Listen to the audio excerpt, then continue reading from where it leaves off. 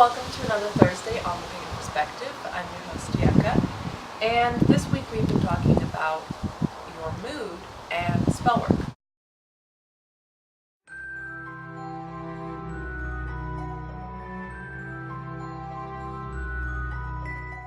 So first off, before I begin with the topic, I am filming outside and I don't have the mic with the wind protection set up, so I hope the camera, that the wind's not too bad on the camera for you guys.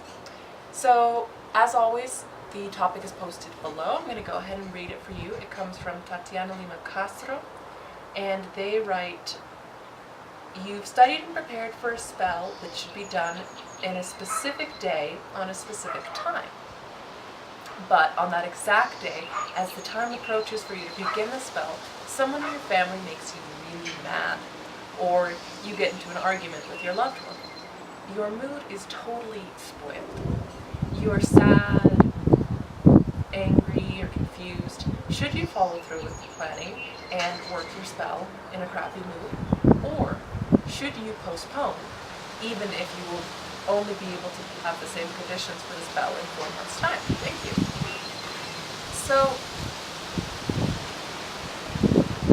for me to answer this, it's a little bit tricky because I don't tend to do spell work that way. For me, spells are very small, everyday setting of intentions, or I will do a little bit of spell work that, if it's a little more involved, usually I don't use any sort of props for the most part, unless it's like a cup of tea or a candle or maybe a bath or something like that. But they usually are not things that I plan out. They're usually kind of spur of the moment, or, oh wow, like I'm feeling really stressed and I need to kind of do a restructuring or redirection in my life, and I'll do a little spell work for that. I also have done, some group ritual with different groups, and those might be for like the solstice or political action or something like that. And I think that might be a little bit closer to this. I mean, there was one holiday that I decided not to go to and not to participate in the ritual because I just didn't feel up to it. But in terms of the specifics of this situation, being as I don't practice spell work that way, I can't tell you what I would do. But I can suggest that what one might wish to do is to look at what the goals are. What are your goals? What are your intentions? What are you trying to accomplish? And what are the steps to getting there?